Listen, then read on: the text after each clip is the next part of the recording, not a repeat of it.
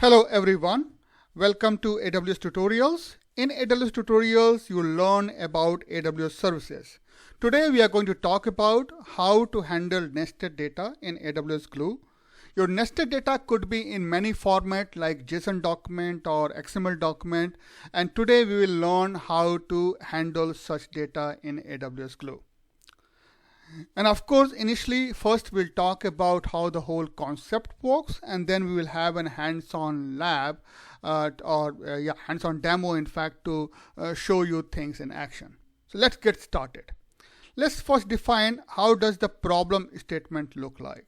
So sometime you will have a JSON document like this. In fact, it's not a very complex JSON document, but you can see it is a nested JSON document.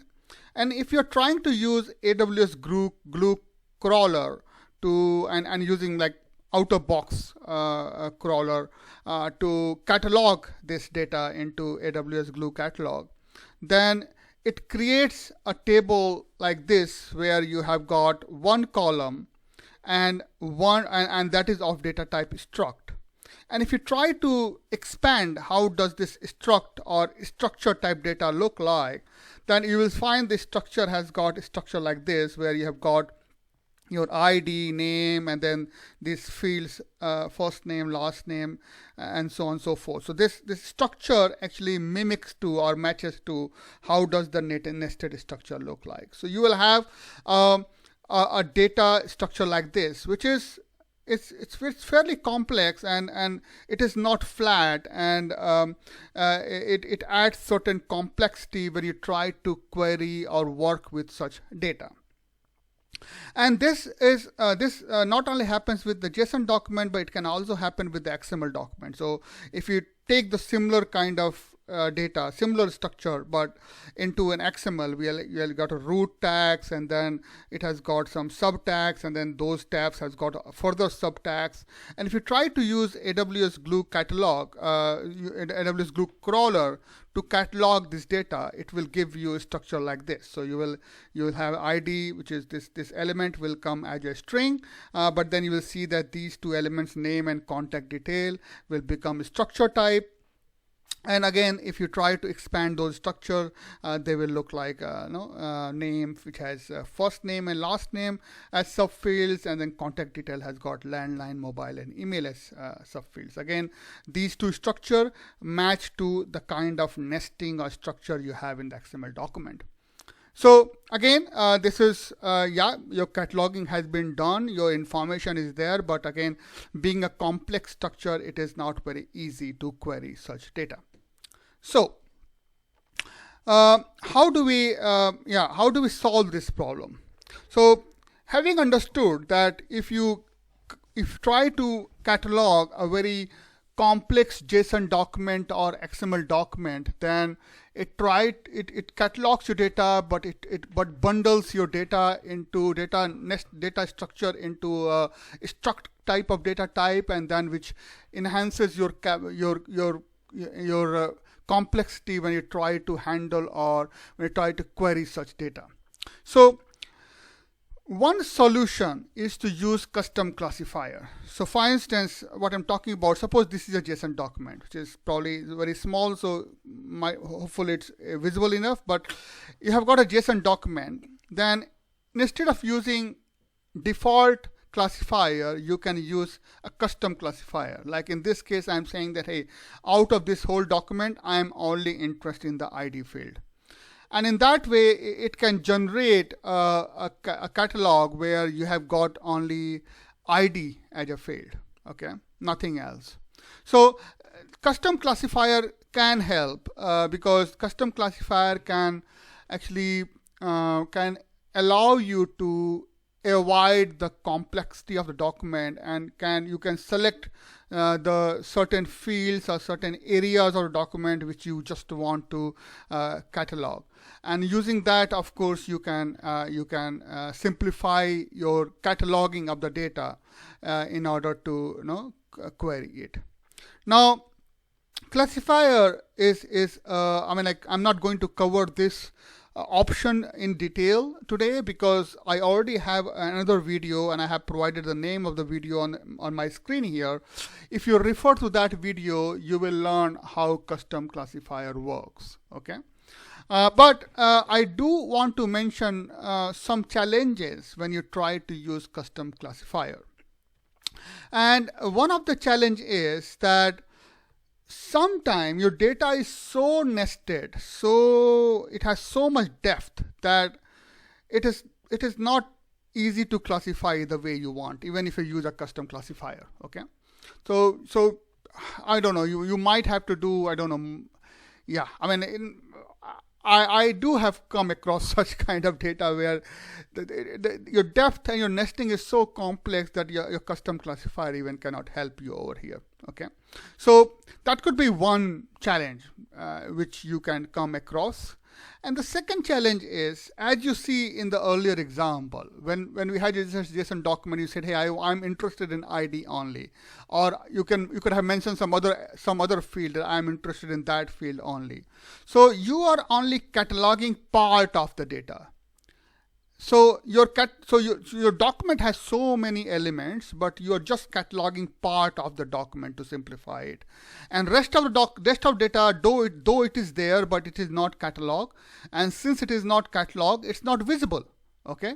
And one of the purpose of creating catalog is that user should come to catalog, look at the catalog structure, and find information about the data.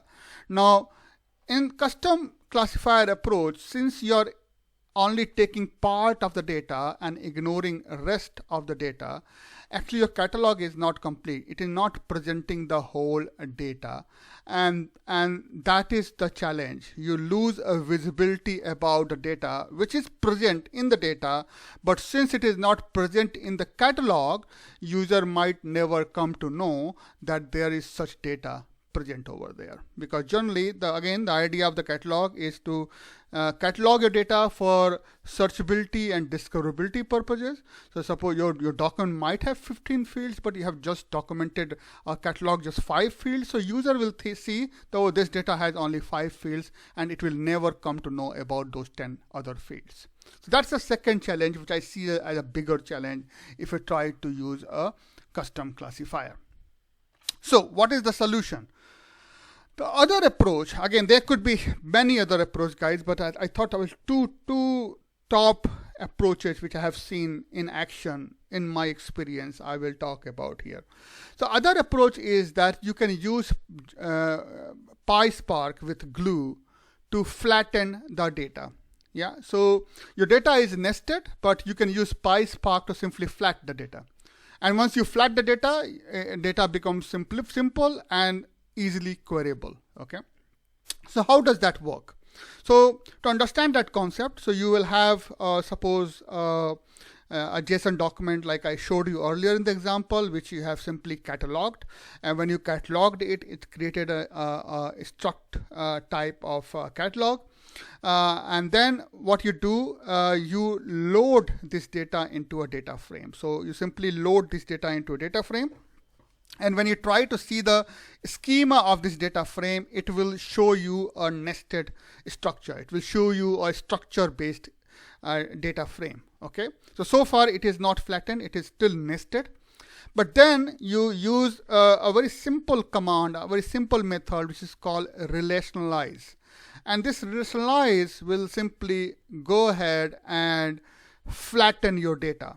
So what it does, depending upon how many nested things are in your document, are there arrays, and how many other structures are there, or how many other nestings are there, it will actually create a collection of data frame.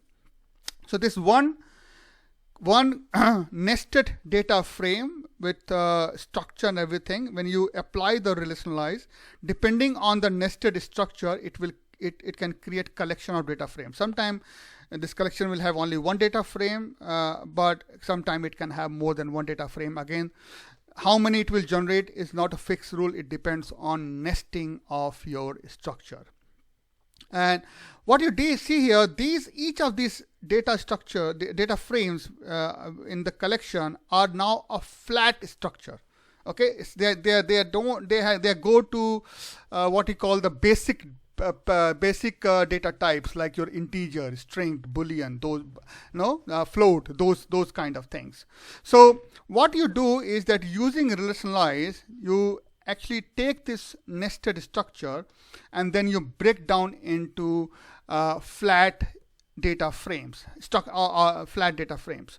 Now these flat data frames are easy to query. You can simply make use of each of the data frame to apply any kind of transformation or query you want to apply on this data frame. Now most of the time people don't stop here. Now some people don't like make it like, okay, I'm going to read a nested structure, I will flat it, and then I'm going to query from that flat structure. People don't stop there. What people do, people store this flat structure, flat data frame back to Amazon S3. Yeah, people simply write it back to Amazon S3. Then they run a glue crawler to catalog this flat structure. So what you see here, that you start with a nested structure over here, and this, through this pipeline you see over here, actually it converts into one or more data sets, or one of more flat data set. So you start with one complex structure and might end into 2 or 3 flat one complex data set, and it can break into 1 or 2 or more flat data set.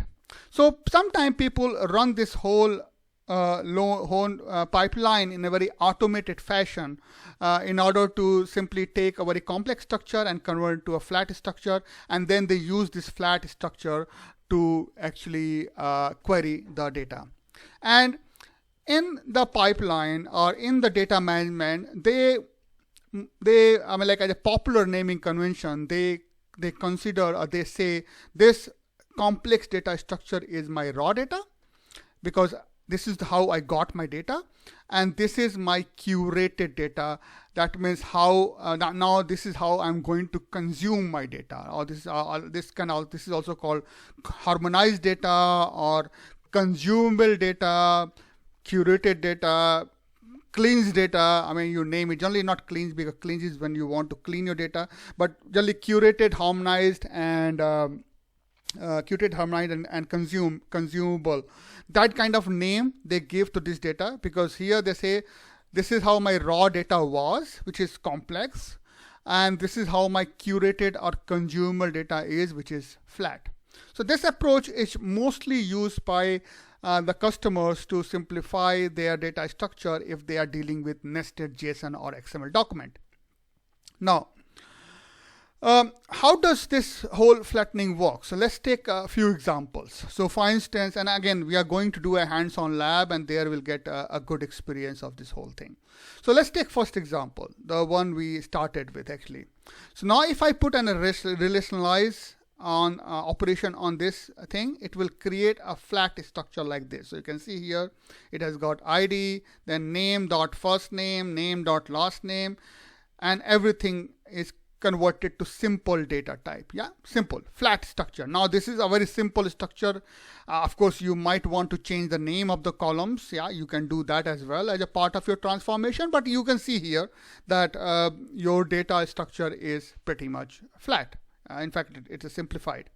Similarly, if you are using XML document, that will also convert into same kind of flat structure. Now, sometimes you might have a scenario where your data will be flattened into more than one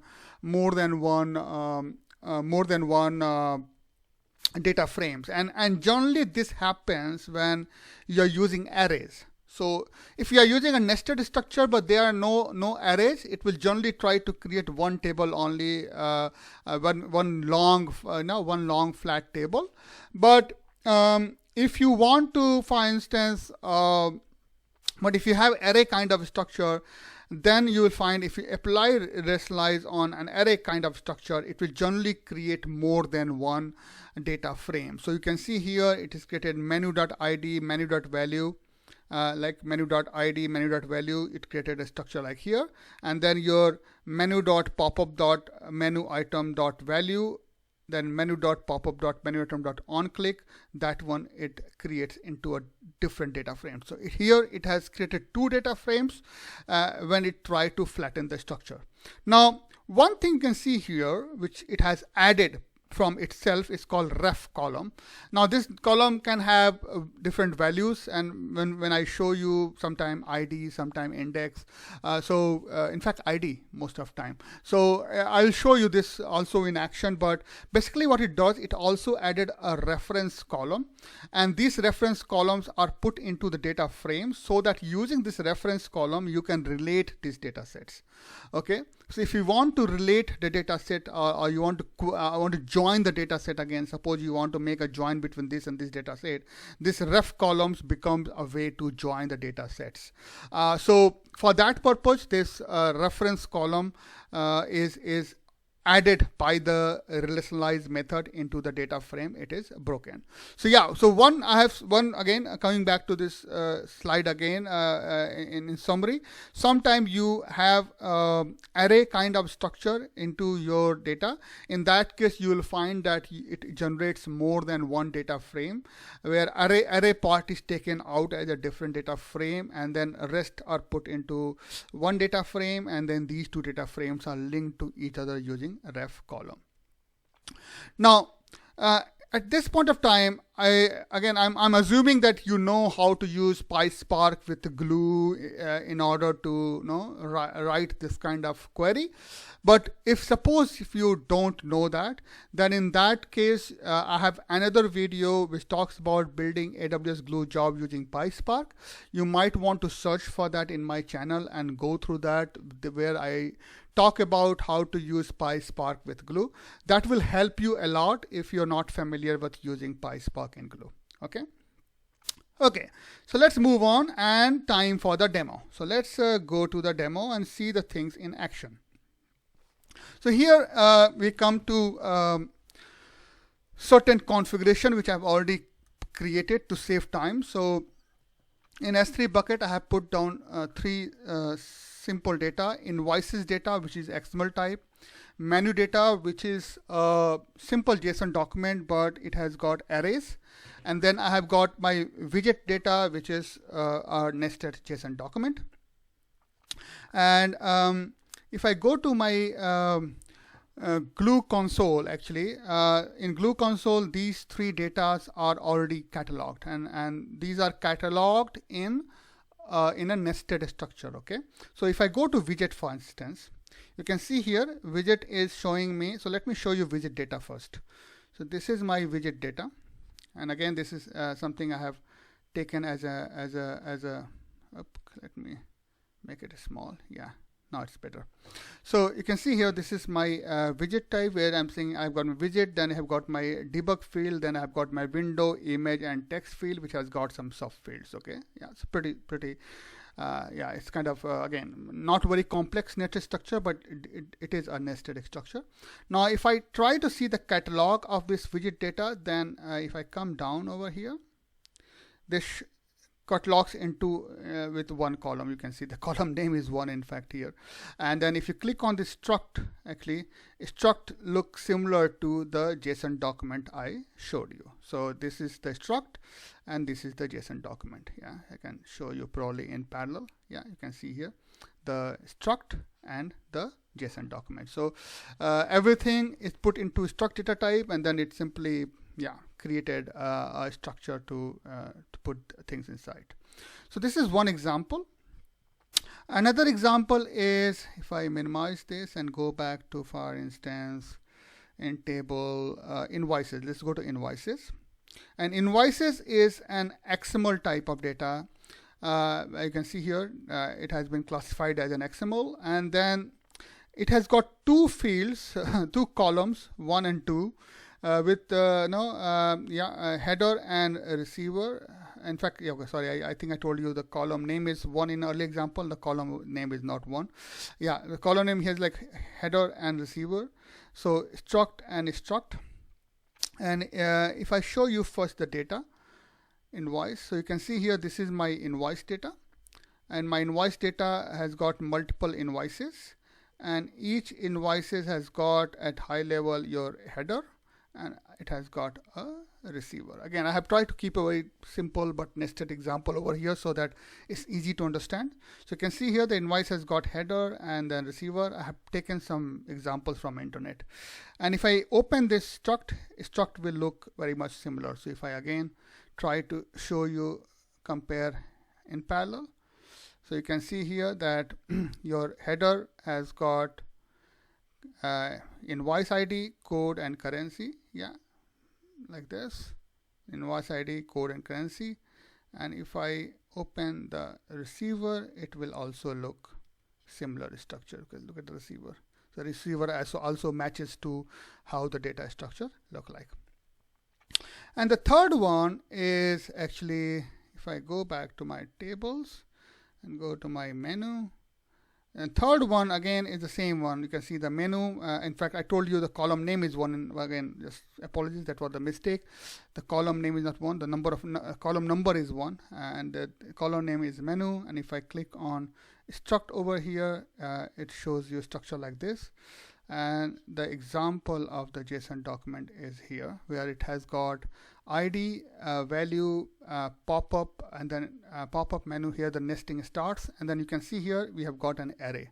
So I took an example of array so that I can show you how multiple data frames are created. So this is the third one, which I have put over here. So now what I'm going to do is, guys, I'm going to give this examples and the code I'm working I'm going to work today. I will put that into the link below so that you can also use that code and example to work on yourself. But yeah, this is the 3 different types of data we are going to work today. So what I have done rest is that I have also created a developer endpoint. And then in that developer endpoint, I have created a SageMaker notebook, which I'm going to use as a dev environment to run my code. So if I go to my, here I have opened my SageMaker notebook, and let me open my code. So I've already created some code to save the time, but I'm going to run the code one by one to show you the result of working with 3 different data I show you today. So this is my SageMaker notebook, which is a PySpark environment. And here we are going to simply run this code one by one to understand how it deals with data and how it can use the relationalized method to flatten the data. So first thing first, we are importing the Spark context and glue context libraries and glue transform libraries, and then we are simply creating a glue context. So let's run this command over here to start the Spark application and create the glue context. So this might take a couple of seconds. So we'll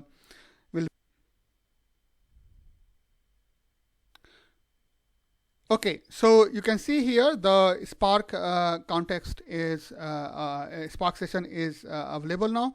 And now what we do is that so if you look at our data over here, we have got 3 tables, widget, menu, invoices, all in DojoDB database. So what we are going to do first, we are going to actually create a data frame. In fact, we are creating a dynamic frame using glue libraries, and we are querying this widget table from Dojo database. So first we'll create this data frame, and then we'll check the schema of the data frame. So if I run this query, this is going to populate the data frame or create a data frame. And now my data frame is ready. Now if I run the print schema, I'm going to see the schema of the data frame. So it should be printed there anytime now. Okay, so you can see here my schema is printed, and it looks similar to what we saw there. So you can see here that it says that now this widget is a struct type, debug is string, but it has got window, image, and text. All 3 are structure type, and within that structure you have got simple data types as fields. So it looks similar to how your catalog was looking. So now what we are going to do, this is good enough, but I want to actually, good enough in the sense, okay, my catalog, I'm able to read my catalog now. Now what we are going to do, that we are going to actually run relationalize. And when you run relationalize, actually it creates a collection of data. So I'm getting a collection of data frame back. So I'm getting a collection of data frame back, and then through this keys method, I'm going to see how many data frames are there. And here we provide the root table name, and then you also need to provide one sync location, which this method uses to prepare temporary data and those kind of things. So I have another S3 bucket, which I simply provided over here as a sync location. So if I run this query, it's going to actually create a collection of data frames, and each of the data frame it's going to create a collection of widget data frame, and each of the data frame in that collection will have the flat structure. So you can see here it converted this data frame into only one, this data frame into collection of one data frame only. So I told you this, if see here, there is no array over here. So generally if there is no array, it tries to create one single data frame. And in this case, it has created just simply one data frame, and that data frame can be accessed using this root name. So what we are doing here, that's saying, okay, out of this data frame collection, select this root data frame, because I have got only one data frame there, and populate that into widget flat data frame. And let's check how the schema of the widget flat data frame look like. See, if I run this one, you can see over here, you have got a flat structure. So this data over here, you see, through relationalize method now has been converted into a single data frame with this kind of flat structure, where everything is string or integer, like in this example, but of course there could be boolean and float as well, but everything has been flattened. Now, one more thing which people do here, that generally this column name like widget.name.alignment is looking complex. So what people can do is that simply they use this rename fields operations to rename these fields to something else, which I'm not showing over here example, but that's one thing you can do to give a more simplified name to the column. But otherwise your data frame is completely flattened. In fact, you can run a query like say .show on the data frame to see how the data look like. You can see here the data looks pretty flat structure in this example over here. Now, so that was with the widget, which was an XML type of data frame where it has a single column cataloging, and that column was struct type. Now let's deal with another data, which was invoices, which was XML type. And if I try to run this query here, again, I'm trying to read this invoices table from Dojo data frame using this create catalog method. If I run this query here and populate the invoice df data frame and see how the schema look like, this is how the schema look like. So you can see over here, it has got, remember the invoice data frame has got, cataloging has got two columns, header and receiver. So you can see here, header over here and receiver over here. And then each of these header and receiver has got their substructure there. So again, it looks exactly similar to what we saw into data catalog. Now we are going to simply run this relationalize method on this data frame as well, and we'll see how many flat data frames it will convert it into. So if I run this one, it's going to run the query, and again it generated just one data frame root. And then if I try to see the schema, so I simply select this root data frame from the data frame collection, populate into invoice flat data frame, and then try to see the schema of the data frame. If I do that, you can see it is again a flat structure. So you can see here, compared to this structure over here, the structure over here is completely flat, where everything is either string or null or so on and so forth.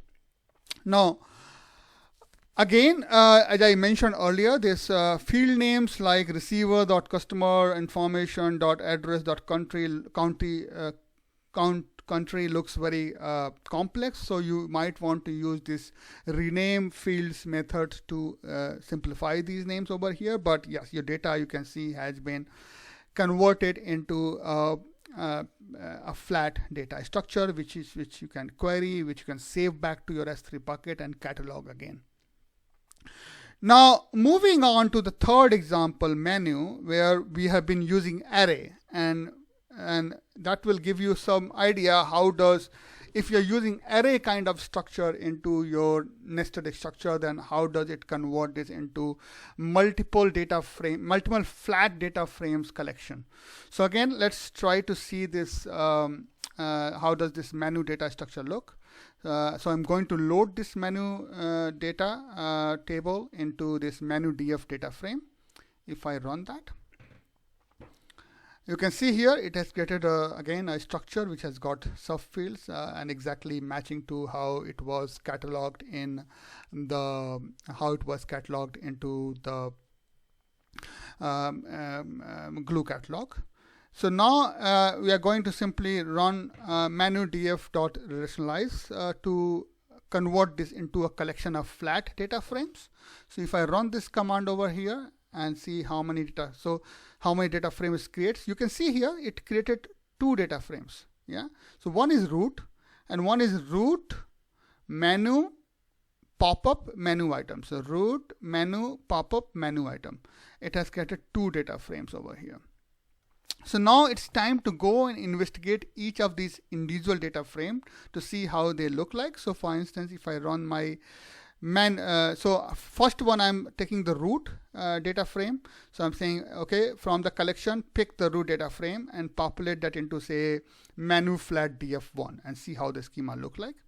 So if I do that one, you can see that it has got menu.id, menu.id, menu.value, and menu.popup. Fair enough. So it has got menu.id, menu.value, and menu.popup. Now, if I run the second one, that means I'm taking this second data frame over here, this second data frame from the example, or this one from this example. So if I run the second one, you can see here this has got ID, index, and then this the array part. So you can see here this complex structure is now broken down into 2 structures. One is your menu ID value and menu item, and the second one is your ID, index, and then value and click. Now, in this example, guys, what you will find is that remember we talked about them, we're creating more than one. When it's creating more than one, let me in fact go and see quickly here how the menu structure look like. Okay, because I'm confused with one thing. Okay, it has got ID over here, so this ID is kind of confusing me a little bit here. But yeah, now I'm very clear. So what's happening here? Remember we talked about a reference column. Okay, so what is the reference column here?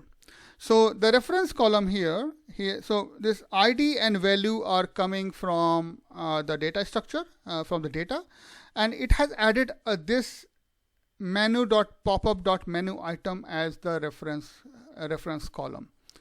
And this reference column is called ID in the other data structure. So both are long type. You can see here, both are long type.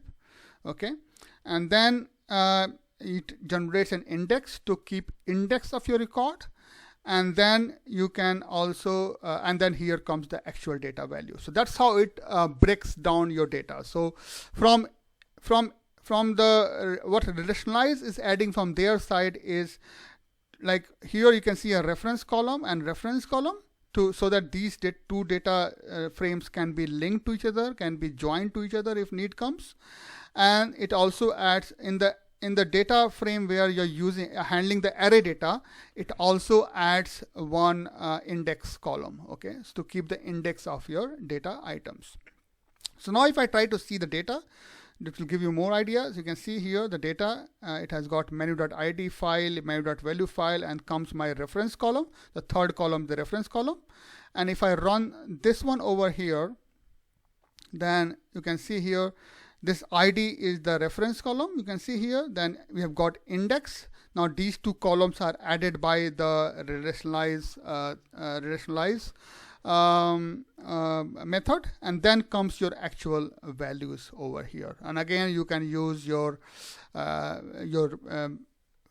field rename operations to rename the fields. So this is an example how if it breaks a structure down into multiple arrays, how it is going to create those not multiple arrays, multiple data frames, how it is going to create those data frames, and how these data frames are like refer to each other using these kind of reference columns, which are automatically created by the relationalize method.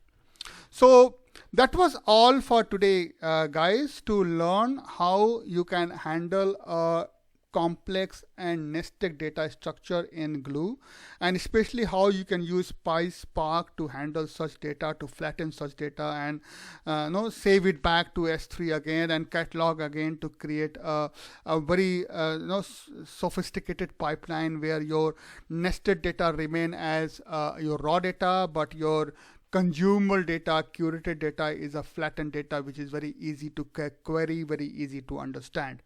So that was all for the video today. Hope you like it, and if you like, please click on like button, please subscribe to my channel, and if you have any feedback, any comments, anything you want to discuss with me, please provide me your feedback and comments in the YouTube channel. I always look forward to your feedback to improve the content. In the meanwhile, I promise to come back again in a week's time with another such video. Till I come back, stay safe and have a nice day. Bye-bye.